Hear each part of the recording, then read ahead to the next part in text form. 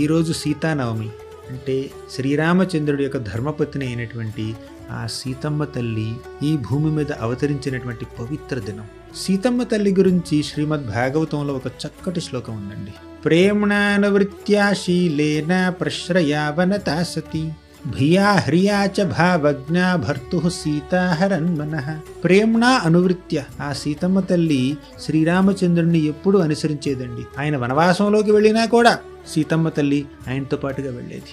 ఇయం సీత మమ సుత సహధర్మచరీతవ. జనక మహారాజు సీతమ్మని శ్రీరామచంద్రుడికి అప్పగించే సమయంలో ఏమన్నాడంటే, ఎలా అయితే నీడ ఒక వ్యక్తిని అనుసరిస్తూ ఉందో అదే విధంగా సీతాదేవి కూడా ఎప్పుడు శ్రీరామచంద్రుడిని అనుసరిస్తూనే ఉంటుంది, ఆయనతోనే ఉంటుంది, ఆయన్ని విడిచిపెట్టి ఉండదు.